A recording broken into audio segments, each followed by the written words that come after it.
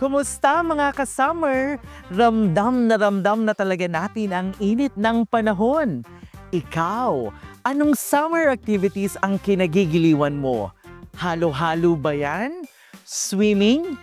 Game na game tayo diyan. Ngayong araw na ito, samahan niyo kami sa panibagong episode ng Beyond the Desk, Faces of Public Service. Kasabay ng init ng panahon ay ang pag-usbong ng maiinit na usapin sa ating lipunan.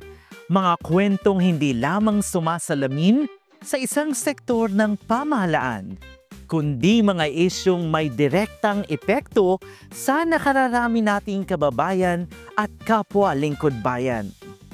Magandang araw, ako po muli si Mark Anthony G. Malitan at welcome sa ika-4 na episode ng Beyond the Desk, Faces of Public Service.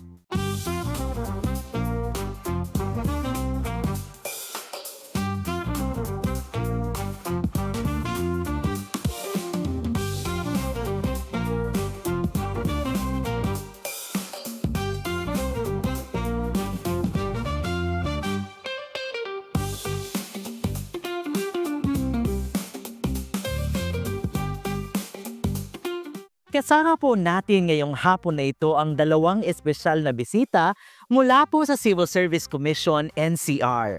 Wala pong iba kundi sina Attorney Kerwin Mayor and Attorney Clifford Chan, parehas na Attorney 5. Bumati po muna kayo sa ating mga tagapanood at tagapakinig. Attorney Kerwin. Maraming salamat Sir Mark. Binabati ko po ng magandang hapon ng ating mga taga-subaybay sa Beyond the Desk ng CSC NCR. And Attorney Clifford.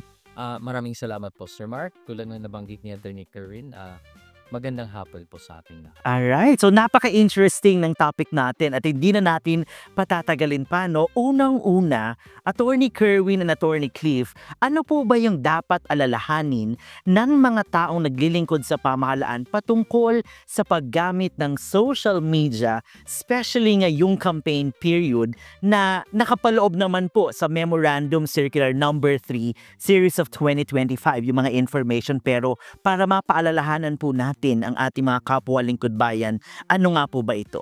Una sa lahat po, maging responsable sa paggamit ng social media sa lahat ng aspeto. Pero particular sa darating na eleksyon, gusto namin i-emphasize na ang ating mga kawani sa gobyerno ay pwede naman mag-share, mag-like or komento. Pero dapat alalahanin natin na dapat maging politically neutral tayo. Ibig sabihin, hindi po tayo dapat na kumampi, sumuporta, whether directly or indirectly, sa kahit sino mang kandidato, kampo o grupong politikal. Yes, para lang mas malinaw, Attorney Clifford, paano ba dinidefine or ano nga po ba yung political neutrality? Pag sinasabi kasi nating political neutrality, katulad na nabanggit ni Attorney Kerwin, may pinapanigan ka na ba isang partido na or kandidato? Kasi kung marami ka na pag-share, pag-like o pag-post sa isang kandidato o politiko, baka magkaroon tayo na tinatawag na close political affiliation. So medyo nagmubuhan na nagsusulisit ka na ng votes, sinusupport mo na yung kandidato na ito. So yun yung pinag-iingatan natin na threshold. Kung consistent ka na nagda-like, na nag-share, nagpo-post, baka maaaring maituring ito na na-violate mo na yung idea of political neutrality, na affiliated ka na closely with a political candidate or a political party. So yun yung pinag-iingatan na. Or especially now, dahil talagang very evident yung paggamit ng mga tao sa social media. Now, ano ba yung extent or hangganan ng pagla-like, pag-share, or pagko-comment dito sa mga election-related posts na ito? And siguro magandang malinawan, ano nga po ba yung mga election-related posts na ito? Okay, siguro bumalik tayo sa definition ng partisan political activity muna, no? So by definition kasi, ang partisan political activity refers to any activity which promote or defeat a particular candidate or a particular political party. So from that definition po, masasabi natin na ang extent ng paggamit ng social media ay so long as, for example, hindi naman tayo sumusuporta sa isang particular na kandidato or grupong politikal, pwede tayo mag-share, comment, or like. Yun lang po yung pinaka-extent dyan. Pero syempre, case-to-case basis po ito. In fact, minabuti po ng komisyon na i-enumerate yung mga specific actions or activities na masasabi nating politically in nature. Like for example po, yung pag-form ng mga organisasyon or asosasyon or union para sumuporta sa isang kandidato. Kailangan po nating suriin yung bawat allegation or activity na sasalihan ninyo. Yes. Now, syempre, ang pinaka at the end of the day, ang gusto talaga nating siguraduhin na maging mapanuri at maingat tayo na tayo mga miyembro ng pamahalaan sa panahon lalo ng kampanya.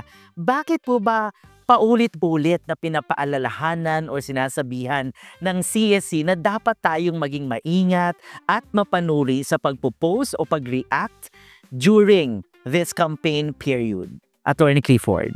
Thank you, Sir Mark. Dapat mag-ingat po tayo as civil servants sa mga ating actions, whether through social media or otherwise. Kasi kung hindi tayo mag-ingat, maaari tayong makasuhan criminally. It could be treated as an election offense under our Omnibus Election Code. At maaari din tayo makasuhan administratively because this is considered as an offense under your 2017 Rules on Administrative Cases in the Civil Service. At maliban dito, na-reiterate po yung mga prinsipyo na ito sa Civil Service Commission Memorandum Circular No. 3, Series of 2025, tulad na nabanggit natin kanina. Paano natin nalalaman or malalaman kung ang isang post or activity ay maituturing ng partisan? Well, tulad na nabanggit mo, may pinapanigan ka na ba na isang kandidato? Tulad na nabanggit niya ito ni Kerwin. Is the post na nagsisolicit na siya ng votes, will it likely encourage to vote for a certain candidate or sinisiraan mo bang isang kandidato? That's the general idea na nabanggit din. So, I think clear naman po si Attorney Kerwin sa kanyang earlier statement. Ngayon po sa ating mga tagapanood at kapwa mga lingkod bayan, ano po kaya yung inyong mensahe pagdating sa maingat, responsable at mapunuring paggamit ng social media ngayong campaign season? Simulan natin sa iyo, Attorney Kerwin. Siguro ang masasabi ko po sa ating mga kawani, maging responsable po tayo sa paggamit ng social media kasi powerful tool po talaga ito to influence the world, of course, and bilang mga kawani, dapat isipin po natin yung ating responsibilidad at obligasyon na yung imahe ng public service ay hindi makompromise dahil lamang sa ating masasabi nating personal na interest kasi if we are promoting someone, but nevertheless, please also know that you have the rights guaranteed by the Constitution. Hindi po namin yan inaalis. Thank you, Attorney Kerwin and Attorney Clifford. Thank you. Siguro ang naisip ko ay to exercise control and restraint. We are all individuals who are highly opinionated and natulad na nabanggit ni Attorney Kerwin, hindi naman yan tinatanggal. But the extent of influence and power that you wield as a public servant, medyo malawak po yung possibilities dito. So, your voice can reach a lot of individuals. So, it's very important to control the extent of reach of your voice. We have our own individual opinions, but let us take note that we should also exercise our freedom of speech responsibly. Otherwise, you run the risk of being sued administratively or criminally. Alright. Muli po, maraming salamat, Attorney Kerwin and Attorney Clifford, sa inyong mga gabay at malinaw na paliwanag. Maraming salamat po, Sir Mark. Maraming salamat po, Sir Mark, sa opportunity ito. Thank you. And talaga pong magagamit ng marami sa ating mga lingkod bayan ang inyong mga payo para mas maging responsable sa paggamit ng social media, lalo na sa panahon ng kampanya. Mula sa mga usaping pang social media, tayo naman po ay lilipat sa isang mahalagang paksa na may kinalaman sa modernisasyon at agham.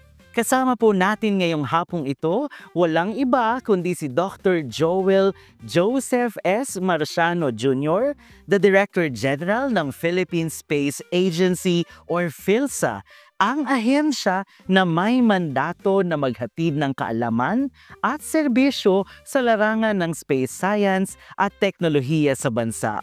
Welcome po, DG Joel, sa atin pong programa, Beyond the Desk Faces of Public Service. Bumati po muna kayo sa ating mga tagapanood. Maraming salamat, Mark, at sa lahat ng mga nanonood. Magandang hapon, magandang araw sa inyong lahat. Salamat po sa invitasyon dito sa inyong programa. Yes, at tulad po kanina na interesting yung topic, ngayon is also another interesting topic kasi marahil ang ilan po sa atin ay nagtatanong, ano nga po ba ang Philippine Space Agency or PhilSA? Ano po yung kanyang layunin, mandato or functions para po sa ating bansa? Thank you for that question. No? Marami nga nagtataka kung bakit meron tayong space agency. Siguro yung kahalagahan ng ahensya nito, unang-una, tingnan natin tingin tayo sa mapa. Unang-una, ano ba tayo at nasan ba tayo? So what we are and where we are. What we are is an archipelagic maritime nation. Marami tayong isla. So maraming mga Pilipino nakatira sa iba't ibang isla. Kailangan i-connect natin sila lahat. Tayo ay napapaligiran ng tubig. No? Dinadaanan tayo ng bagyo. That's where we are. We're in the Pacific Ring of Fire, Typhoon Belt. So, dumadaan ng mga bagyo, nagkakaroon ng mga lindol. That's why we look to space. Ang space, kinoconsider na natin siya, pati yung mga satellites in particular, para silang mga kalsada, para mga tulay, para mga airport, seaport. Ganon ka-importante yung infrastruktura na yan. So, sa pamamagitan ng space, nakakakuha tayo ng mga datos. So, at nako-connect natin yung mga isla natin. Ganon ang kahalagahan ng isang space agency and space capabilities sa isang bansa tulad ng Pilipinas. DG Joel, you have different services and programs that you offer. So it's our opportunity for us to share kung ano po ba yung mga services and programs na ito. Thank you for that. Siguro maraming programa, no? Pero let me focus on siguro dalawa. Unang-una yung tinatawag nating downstream. Every time nagkakaroon ng satellite or spacecraft, no, ginagamit yan ng mga tao. So maybe para sa Earth observation, yung pagkuha ng mga pictures or for internet connectivity. Tsaka yung pag gumagamit ka ng app, no, nag-order ka ng pagkain sa cellphone o kaya nag-order ka ng transportation.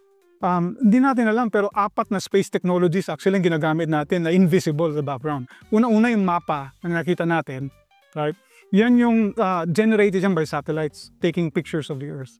Secondly, yung position natin sa mapa, paano nakakalculate ng cellphone yun? Kasi meron nakikinig sa mga satellites na kinakalculate yung position natin sa mapa.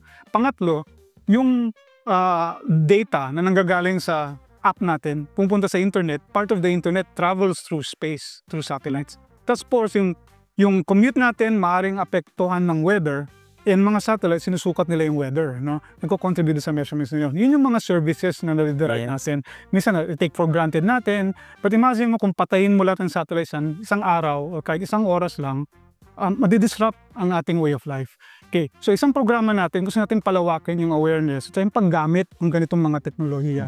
Ang pangalawa, very quickly, gumagawa pa rin tayo ng satellites kasi gusto natin bumuo ng industriya dito sa Pilipinas. It's a highly skilled workforce na nag-export tayo, gumubuo tayo ng mga high technology products.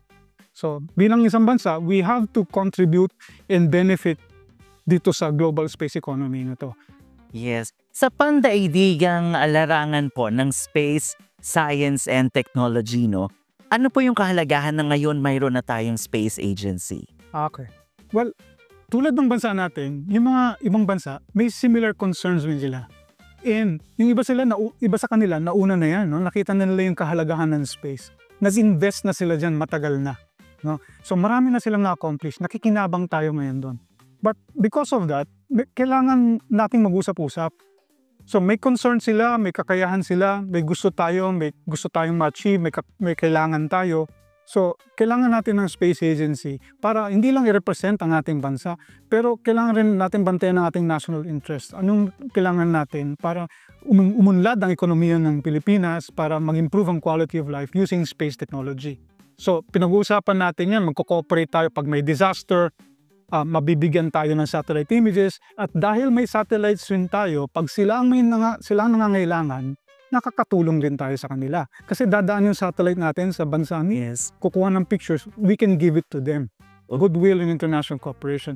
Paano naman po kaya magpa-participate or makikilahok yung atin pong mga kababayan dun po sa mga initiatives ng PhilSA? Meron po bang paraan na maaari silang ibahagi o kaya maging tulong, maging yung organizations po in the Philippines para talagang ma-push through yung mga objectives ng PhilSA? Yeah, so, napaka-importante po sa PhilSA yung collaboration. Kasi dahil kami isang space agency na dadala ng mga bagong technologies, mga tools, importante po na magamit itong mga tools na to. Kung hindi, sayang po yung mga investments natin dito. Yes. But so, importante rin in that collaboration yung feedback. So, isa pong way na makilahok sa mga programa natin is yung mga programs na meron tayo. Mababasa niyo po yan sa website natin, sa mga social media platforms. Please follow us. No? And we welcome your participation in these activities. And that is also a venue na kumukuha po kami ng feedback. Paano natin may improve yung mga serbisyo na to? Now, DJ Joel, how do we see the future of the Philippines in terms of space science? Ano kaya yung mga plano, yung pananaw sa inaharap po?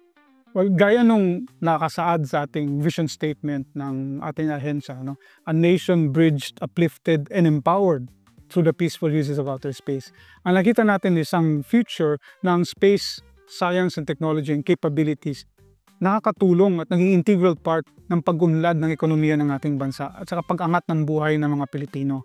Sa pamamagitan ng vantage point from space, nagkakaroon tayo ng mga datos na mag-guide ang ating decision making, ang ating mga programa, and yung mga resources that we have ma-allocate properly.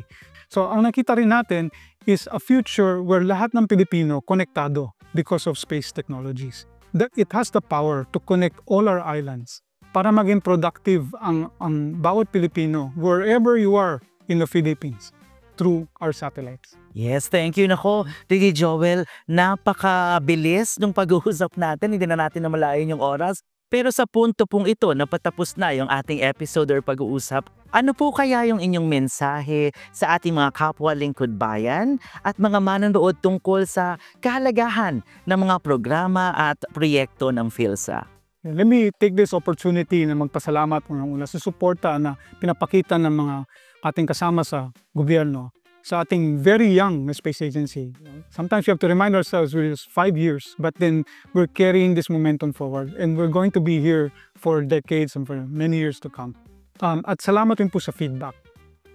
Hindi lang po ahensya PhilSA ang binubuo natin, pinapalakas natin. Pinapalakas rin natin yung tinatawag nating ecosystem. Meron po tayong tawag dito. Ang tawag natin dito, Yamang Kalawakan. Kayo po ay bahagi ng Yamang Kalawakan. You're part of this because you can use the products that are coming from space, to mga satellite images, and you give feedback, paano siya i-improve. So, lahat po tayo nagko-contribute para palawakin at palakasin ang ating space ecosystem ng ating Yamang Kalawakan. Maraming salamat po, DJ Joel, sa inyong mga insightful na ibinahagi sa amin today. Baka po meron kayong gustong ihabol or i-plug sa ating mga kababayan. Siguro merong isa, no? Kasalukuyan meron kaming exhibit ngayon sa University of Philippines, Diliman, dun sa tinatawag na NISMED Auditorium. Ito ay Cosmic Journeys, celebration of Philippines and Italy in space. So we collaborated po with the Italian embassy dito sa Manila. So meron silang exhibit doon, pinapakita nila ang kontribusyon ng Italy sa space, tawag nila From Moon to Mars. Sinabayan rin po natin yan ng exhibit tungkol sa Yamang Kalawakan, the Philippine Space Ecosystem. So ang exhibit po na to runs until May 2. You're all welcome. Libre po, walang bayad. You can just walk in and makita nyo po doon ang scale, ang model ng ating satellites, yung mga ginagawa natin with satellite images, pati yung venture so far ng Italy into space. So we're starting po ang cooperation between our two countries sa space. So follow us at PhilSpace Agency. That's our tag sa lahat ng social media platforms. At also philsa.gov.ph sa aming website. Alright, maraming salamat po muli, DJ Joel.